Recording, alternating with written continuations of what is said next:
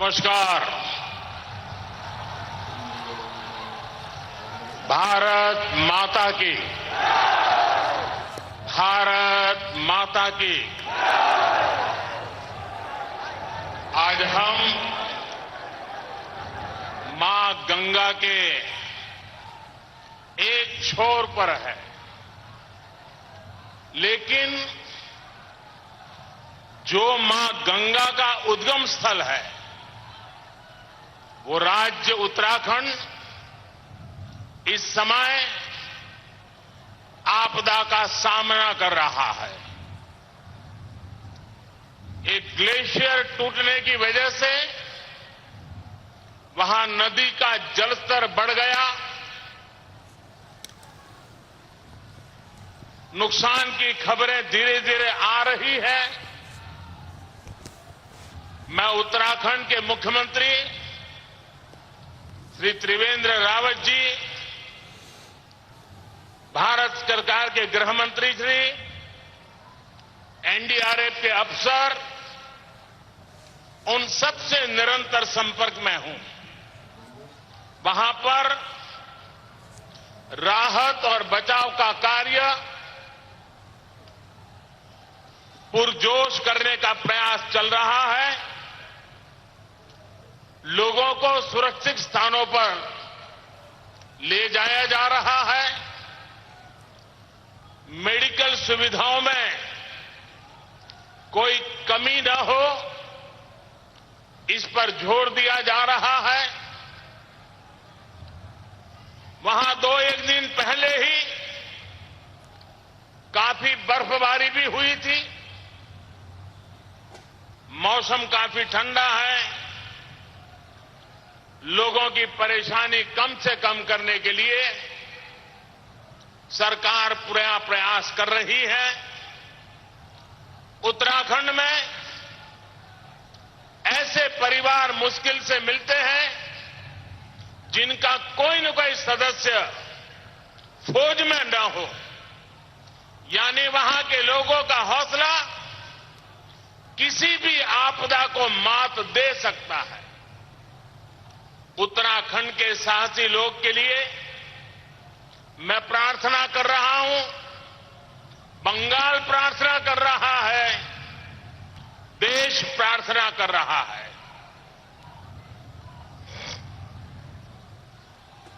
আমার প্রিয় মা, বোন, ভাইও, বন্ধুরা,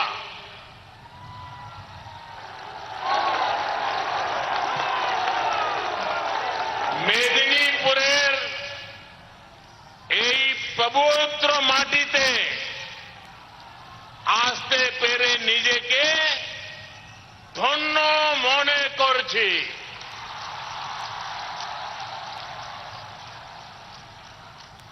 শহীদ মাতঙ্গিনী বিপ্লবী ক্ষুদিরাম বসুর রক্ত রক্তিম হয়েছে এই ভূমি। এই মাটিতে তৈরি হয়েছিল তাম্রলিপ্ত জাতীয় সরকার।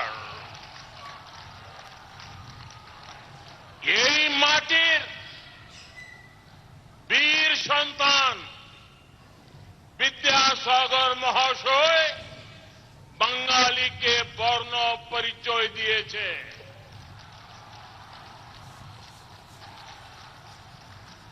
সতীশচন্দ্র সামন্তের হাতে হলদিয়া বন্দর মেদিনীপুরের এমন মাটির গুণে আমি মুগ্ধ। भारत सहित पूरी दुनिया को दिशा दिखाने वाले महान मनीषियों, संतों, वीरों की पावन धरा बंगाल को मैं सर झुका करके नमन करता हूं।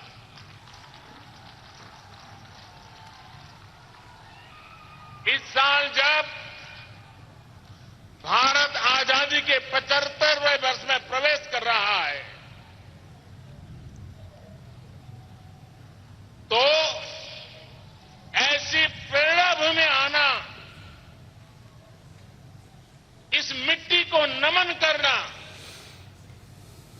वो अपने आप में नई प्रेरणा देता है, नई ऊर्जा देता है।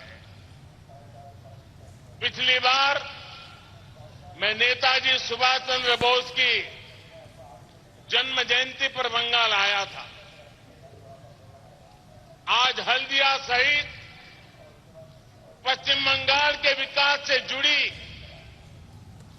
करीब 5,000 करोड़ रुपए की परियोजनाओं के लोकार्पण और शिलान्यास करने के लिए आपके बीच आया हूं। इस कार्यक्रम के बाद सरकार के उस विधिवत कार्यक्रम के लिए मैं जाऊंगा। गैस कनेक्टिविटी और रोड कनेक्टिविटी को सशक्त करने वाली ये योजनाएं यहां सुविधाएं भी बढ़ाएगी और रोजगार के अनेक अवसर भी तैयार करेगी। रानी चक्का आधुनिक फ्लाईओवर, हल्दिया डॉक कॉम्प्लेक्स सुविधाओं का विस्तार करेगा, पड़ोसी देशों के साथ व्यापार कारोबार को आसान करेगा। फ्लाईओवर के अलावा गैस और ईंधन से जुड़े 3 बड़े प्रोजेक्ट से भी यहां के उद्योगों को, यहां के नागरिकों को बहुत लाभ होने वाला है। Dobhi Durgapur natural gas pipeline अब बनकर के तैयार है। इससे पश्चिम बंगाल के अनेक जिलों में पीएनजी और सीएनजी की सुविधाएं पहुंचाने में मदद मिलेगी। इससे दुर्गापुर फर्टिलाइजर कारखाने के लिए भी पर्याप्त गैस मिल पाएगी। इसी तरह एलपीजी इंपोर्ट टर्मिनल से पश्चिम बंगाल के अलावा पूरे पूर्वी भारत में एलपीजी गैस और आसानी से मिलेगी। भाइयों और बहनों, पश्चिम बंगाल का विकास और यहां आधुनिक इंफ्रास्ट्रक्चर का निर्माण केंद्र सरकार की निरंतर प्राथमिकता रही है। कोलकाता में 8,500 करोड़ रुपए की लागत से मेट्रो प्रोजेक्ट पर तेजी से काम चल रहा है। इस बार के बजट में केंद्र सरकार ने इस अभियान को और विस्तार दिया है। केंद्र सरकार इस साल भी हजारों करोड़ रुपए पश्चिम बंगाल में नेशनल हाईवे बनाने में लगाने वाली है। इसके तहत कोलकाता सिलीगुड़ी रोड को भी अपग्रेड किया जाएगा। पश्चिम बंगाल को पंजाब से जोड़ने वाली पूर्वी डेडिकेटेड फ्रेट कॉरिडोर बहुत जल्द बनकर पूरा होने वाला। इसके अलावा खड़गपुर से विजयवाड़ा के लिए नए फ्रेट कॉरिडोर की भी घोषणा की गई है। पश्चिम बंगाल में रेलवे पर भी पिछले साल की तुलना में 25% से ज्यादा खर्च किया जाएगा। यही नहीं, पूर्व मेदिनीपुर में पेटुआ घाट फिशिंग हार्बर को एक हब के रूप में विकसित किया जाएगा। इससे हमारे मछुआरे साथियों को बहुत लाभ होगा। साथियों, इस साल के बजट में चाय बागानों से जुड़े लाखों साथियों पर भी विशेष ध्यान दिया गया है। इनके लिए 1,000 करोड़ रुपए के पैकेज की व्यवस्था की गई है। इस पैकेज का बहुत बड़ा लाभ पश्चिम बंगाल के चाय बागान से जुड़े साथियों को, विशेष तौर पर हमारी बहनों को मिलेगा। इसमें उनकी सामाजिक और आर्थिक स्थिति को बेहतर बनाने में बहुत मदद मिलेगी। मैं इसके लिए चाय बागान से जुड़े सभी परिवारों को बहुत बहुत बधाई देता हूं। भाइयों और बहनों, आज जब मैं पश्चिम बंगाल आया हूं तो एक सवाल पूछना चाहता हूं। साथियों, गुलामी के कालखंड में भी पश्चिम बंगाल देश के सबसे विकसित राज्यों में सर्वोपरि रहा है। यहां हर प्रकार का इंफ्रास्ट्रक्चर बाकी देश के मुकाबले बहुत मजबूत था। उस कालखंड में भी यहां रोजगार के, स्वरोजगार के अनेकों अवसर थे। यहां के पोर्ट्स, समुद्र के रास्ते होने वाला व्यापार, पूरे देश में इसका कोई मुकाबला नहीं था। बंगाल के लोग, यहां के किसान इतने परिश्रमी हैं, यहां की जमीन इतनी उपजाऊ है। बंगाल से पढ़कर निकले लोगों को जो इज्जत, जो गौरव आज भी मिलता है, उसकी वजह वो एक कालखंड था जब यहां की शिक्षा देश में अव्वल नंबर पर रहती थी। बंगाल के सामर्थ्य ने हमेशा देश को दिशा दिखाई है, देश का मार्गदर्शन किया है।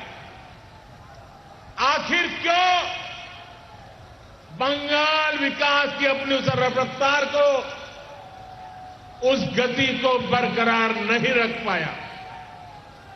बंगाल पहले से जितना आगे था, अगर बीते दशकों में उसकी वो गति और बड़ी होती तो आज बंगाल कहां से कहां पहुंच गया होता। अगर मैं हल्दिया पोर्ट सिटी की ही बात करूं तो ये chemical, petrochemical, fertilizer, food processing, ports और शिपिंग जैसे सेक्टर्स का एक प्रकार से हब रहा है। तो फिर ऐसा क्या हो गया कि अन्य राज्यों के बंदरगाह व्यापार कारोबार के बड़े केंद्र बनते चले और पश्चिम बंगाल पीछे रह गया? साथियों, आज यहां जितने भी उद्योग है, जितना भी कारोबार है, जितना भी इंफ्रास्ट्रक्चर है, वो सबके सब बदलाव चाहते हैं, आधुनिकता चाहते हैं। लेकिन आप सोचिए, बीते 10 सालों में यहां की सरकार ने कितनी फैक्ट्रियों का शिलान्यास या उद्घाटन किया?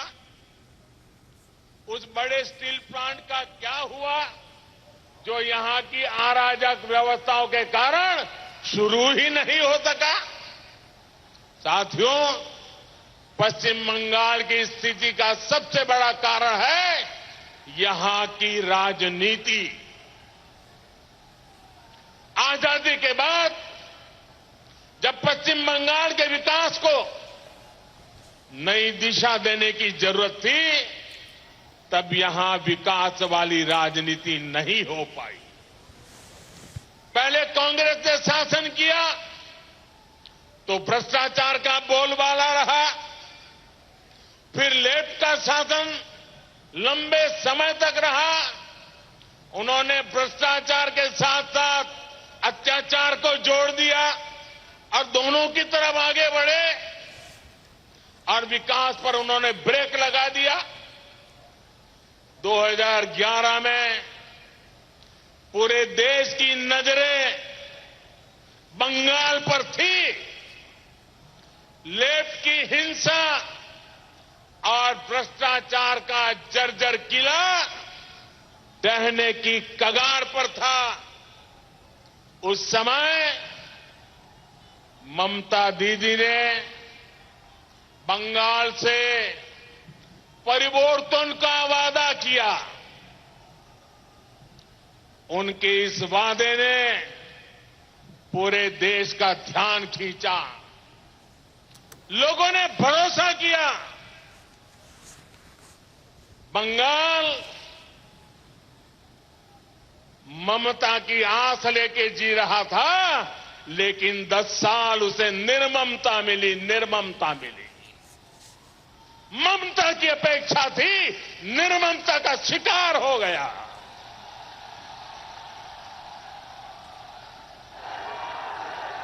लेकिन ममता सरकार के पहले साल में ही ये साफ हो गया कि बंगाल को जो मिला है वो परिवर्तन नहीं, ये तो लेफ्ट का पुनर्जीवन है, और वो भी ब्याज समेत, सूद समेत। लेफ्ट का पुनर्जीवन यानी भ्रष्टाचार का पुनर्जीवन, अपराध और अपराधियों का पुनर्जीवन, हिंसा का पुनर्जीवन, लोकतंत्र पर हमलों का पुनर्जीवन। इससे पश्चिम बंगाल में गरीबी का दायरा और बढ़ता गया। पुराने उद्योगों में ताले लगते चले गए। नए उद्योग लगाने के लिए कोई उत्साह नहीं रहा। किसान को उतनी सुविधा नहीं मिलती जितनी मिलनी चाहिए थी।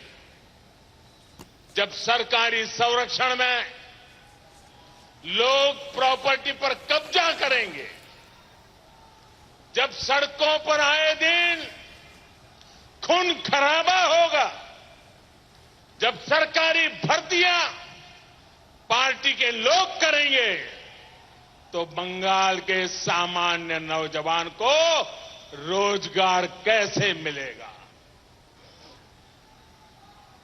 साथियों, बंगाल में आप दीदी से अपने अधिकार की बात पूछ देंगे तो वो बौखला जाती है, चिलमिला जाती है।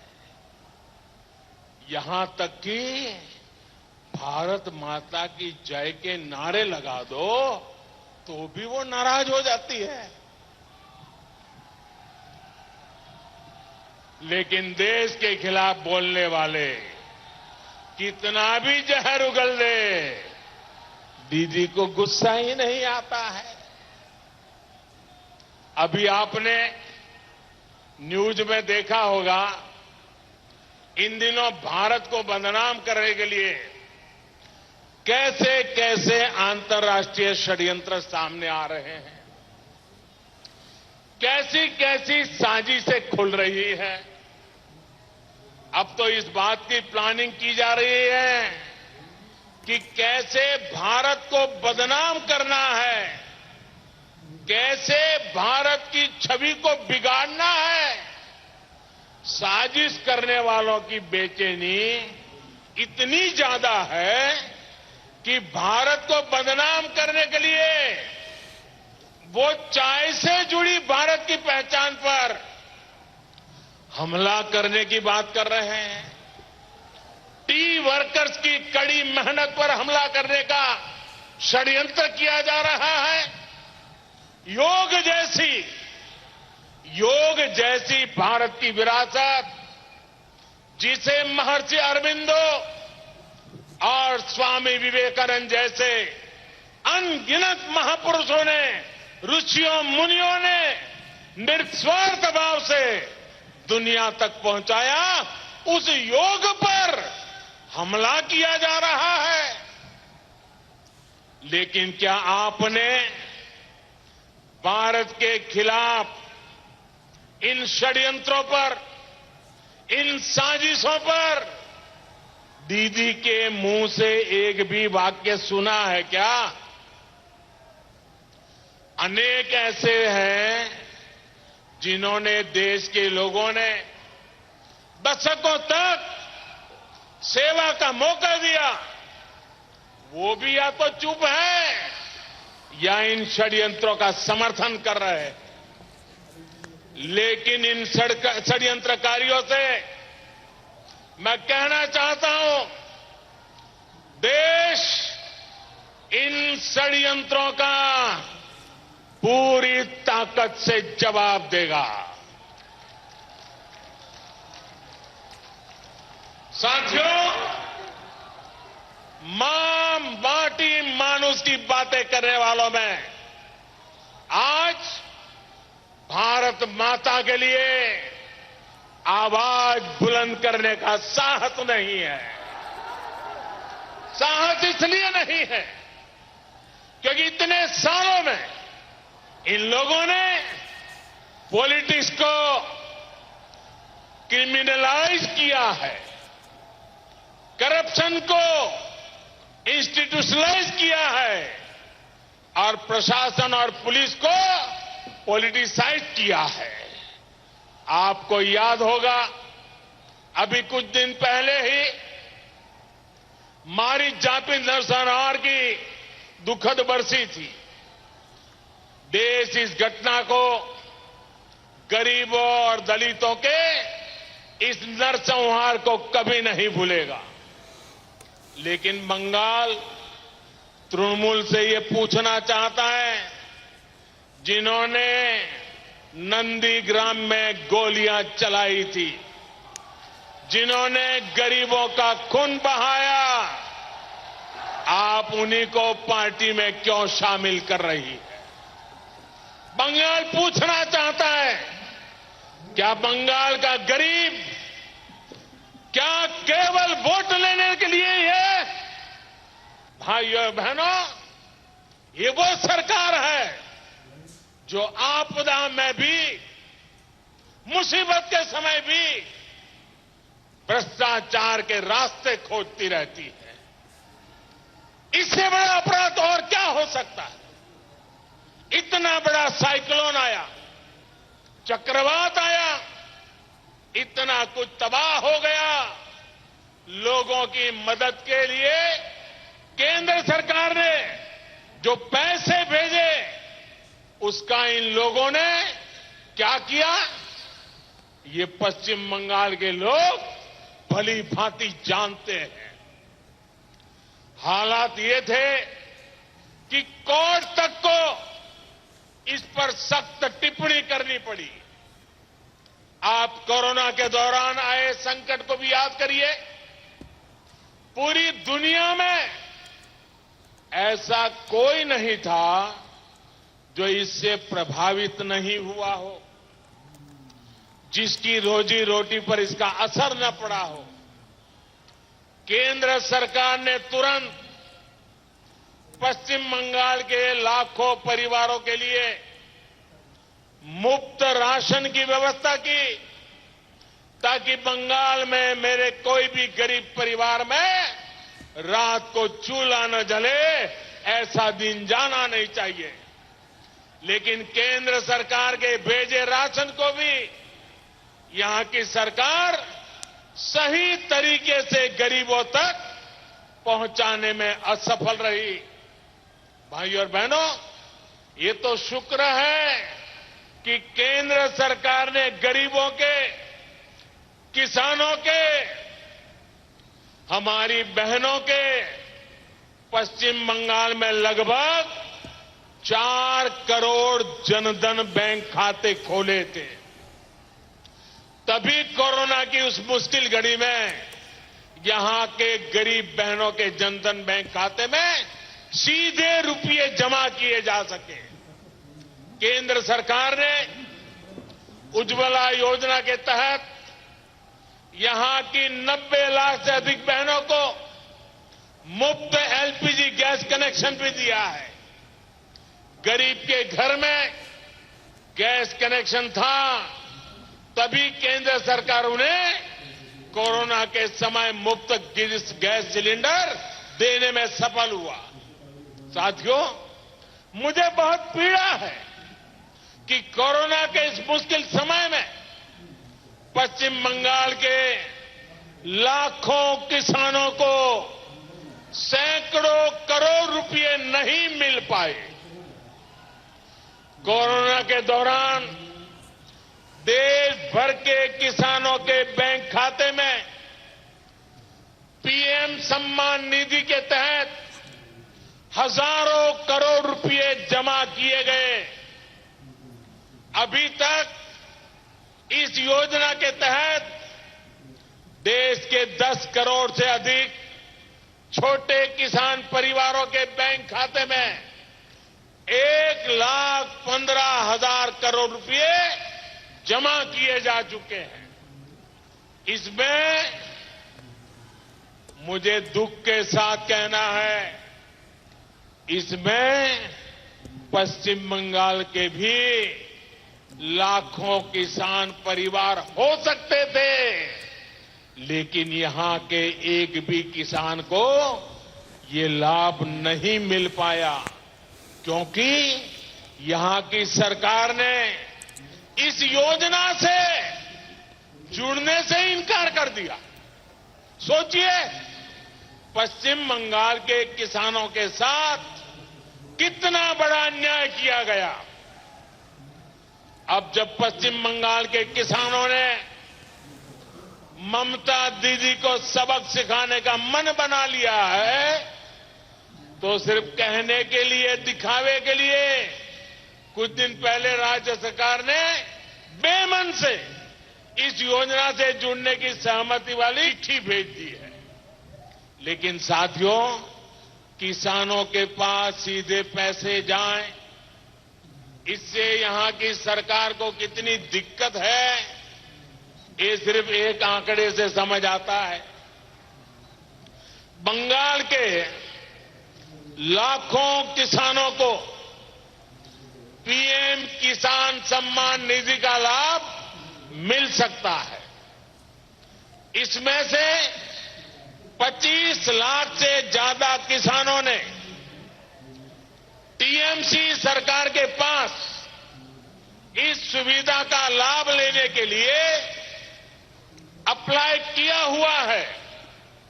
भारत सरकार ने घोषणा की, जो जागरूक किसान थे वो सामने होकर के उन्होंने एप्लीकेशन डाल दी। और ये यहां कैसी सरकार है, किसानों से कैसी उनकी दुश्मनी है। 25 लाख में से इतने सालों में सिर्फ 6,000 किसानों का नाम वो तय कर पाए। 25 लाख में से 6,000, सोचिए, सिर्फ 6,000 किसान। लेकिन आप ये जानकर और हैरान हो जाएंगे कि केंद्र सरकार अब भी इन 6,000 किसानों को, उनको भी सीधे पैसे ट्रांसफर नहीं कर पा रही है। हम चाहते हैं तो भी नहीं कर पा रहे हैं।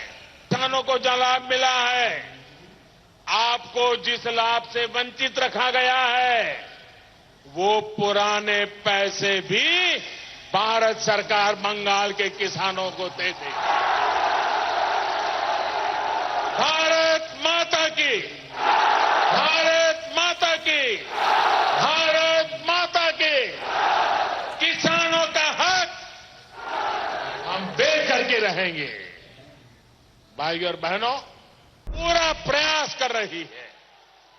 हाईवे हो, फ्लाईओवर हो, रेल नेटवर्क हो, एयरपोर्ट हो, पोर्ट हो, जलमार्ग हो, इंटरनेट की सुविधा हो, इन सभी पर केंद्र सरकार एक बड़ी राशि खर्च कर रही है। प्रधानमंत्री आवास योजना के तहत पश्चिम बंगाल के करीब 37 लाख गरीबों को घर बनाने के लिए पैसा दिया गया है। बंगाल में करीब 73 लाख शौचालय बनाने के लिए भी बड़ी मदद केंद्र सरकार ने दी है।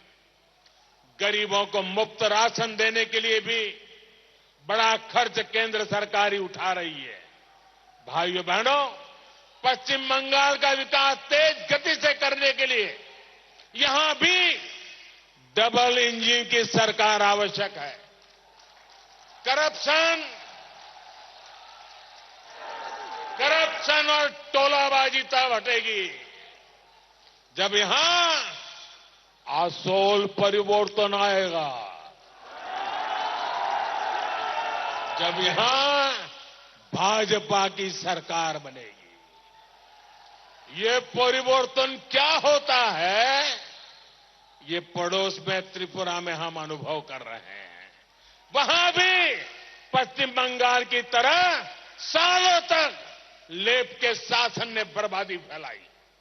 त्रिपुरा के लोगों ने लेप को हटाकर भाजपा पर भरोसा किया। हमारे सारे साथी नए थे, राजनीति में भी नए थे, शासन में तो पहली बार कदम रखा था, लेकिन इरादा नेक था, मेहनत में कोई कमी नहीं थी। त्रिपुरा की जिंदगी बदलने के लिए जी जान से जुटे हुए हैं। आज देखिए, विकास की योजनाओं को तेजी से जमीन पर लागू करने में त्रिपुरा बेहतरीन काम कर रहा है। वहीं यहां की सरकार विकास की योजनाओं को रोकने में ही अपनी शक्ति लगा रही है। पश्चिम बंगाल सरकार ने नई राष्ट्रीय शिक्षा नीति अभी लागू ही नहीं की है। राशन कार्ड धारक देश में कहीं भी अपने हिस्से का सस्ता राशन ले सके, इसके लिए one nation one ration card योजना केंद्र सरकार चला रही है। पश्चिम बंगाल के लोगों को अब भी उसके लागू होने का इंतजार है। इसका सबसे बड़ा नुकसान दूसरे राज्यों में काम कर रहे पश्चिम बंगाल के गरीब मजदूरों का हो रहा है।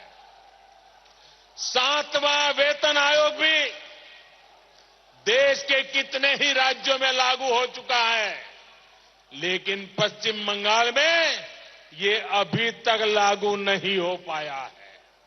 बल्कि मुझे तो बताया गया है कि यहां की सरकार तो अपने कर्मचारियों को सैलरी तक समय पर नहीं दे पा रही है। भाई और बहनों, बंगाल फुटबॉल से प्यार करने वाला राज्य है और इसलिए मैं फुटबॉल की भाषा में कहना चाहता हूं, टीएमसी ने एक के बाद एक कई फाउल कर लिए हैं। मिस गवर्नेंस का फाउल, विरोधियों पर हमले और हिंसा का फाउल, बंगाल के लोगों का पैसा लूटने का फाउल और आस्था पर हो रहे हमलों का फाउल बंगाल के लोग सब देख रहे हैं। इसलिए अब बहुत ही जल्द बंगाल तृणमूल को राम कार्ड दिखाने जा रहा है। अब समय और स्थितियां बदल रही है। बुआ भतीजावाद को पश्चिम बंगाल से हटाने का मन आप लोग बना चुके हैं। टीएमसी के वो सभी साथी जो बुआ भतीजावाद से परेशान हैं, वो भी बंगाल की सेवा करने के लिए तड़प रहे हैं। बंगाल की सेवा, अपनी जिंदगी का बाकी समय बंगाल के लिए खपाना चाहते हैं और इसलिए उनसे राम राम करके यहां पर जय श्री राम करने आए हैं। जिनको सही मायने में पश्चिम बंगाल के गरीबों की चिंता है, यहां के विकास, यहां की संस्कृति, यहां के तौर तरीकों की चिंता है, वो आज सभी हमारे साथ, मेरे भाजपा के साथ जुड़ रहे हैं। टीएमसी के टोलाबाज, उनका सिंडिकेट अब कुछ दिन के ही मेहमान है। मुझे उम्मीद है कि बंगाल का स्थानीय प्रशासन संविधान को सर्वोपरि रखते हुए ही काम करेगा। किसी को टीएमसी के टोलाबाजों से डरने की जरूरत नहीं। बंगाल की धरती के गौरव के लिए भाजपा के प्रत्येक कार्यकर्ता का त्याग, उनकी तपस्या, उनके बलिदान ने समूचे बंगाल को यह एहसास करा दिया है कि इस बार परिवर्तन होके रहेगा। मैं आपसे एक बात और भी कहना चाहता हूं। बंगाल में हमारी लड़ाई टीएमसी से है, लेकिन साथ ही इनके छुपे हुए दोस्तों से भी जरा सावधान रहना है।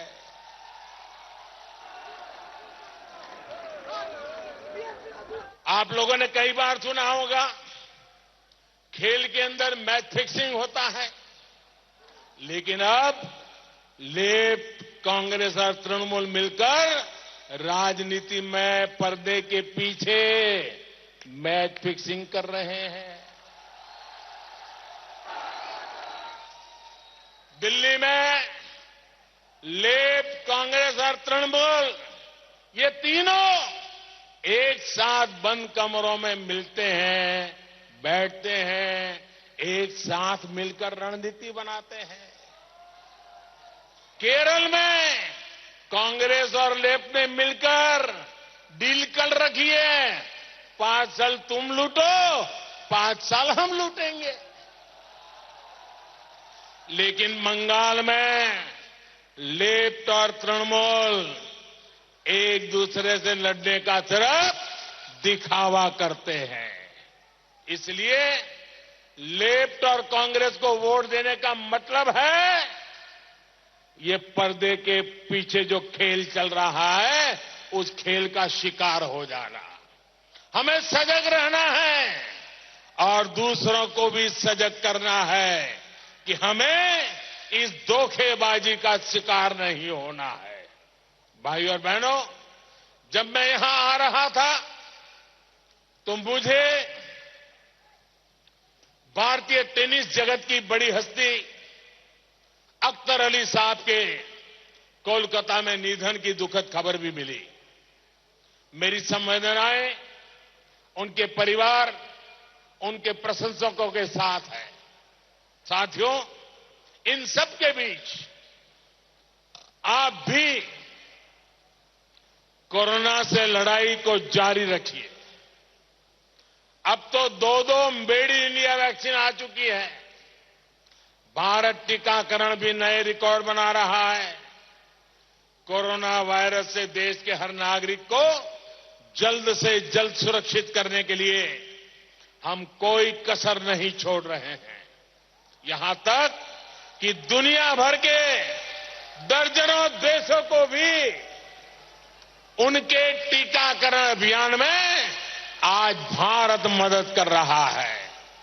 मानवता की सेवा करने वाले ऐसे ही भारत की कल्पना नेताजी सुभाष चंद्र बोस ने, स्वामी विवेकानंद जी ने, गुरुदेव रविंद्रनाथ ठाकुर जी ने, ऐसे ही सामर्थ्यवान भारत के लिए डॉक्टर श्यामा प्रसाद मुखर्जी ने अपना जीवन खपा दिया। भारत के सामर्थ्य को, भारत की आत्मनिर्भरता को पश्चिम बंगाल से ऊर्जा मिलती रहेगी, आशीर्वाद मिलता रहेगा। इसी कामना के साथ आप सबको मेरी बहुत बहुत शुभकामनाएं। मेरे साथ दोनों मुट्ठी बंद करके पूरी ताकत से बोलिए, भारत माता की, भारत माता की, भारत माता की। बहुत बहुत धन्यवाद।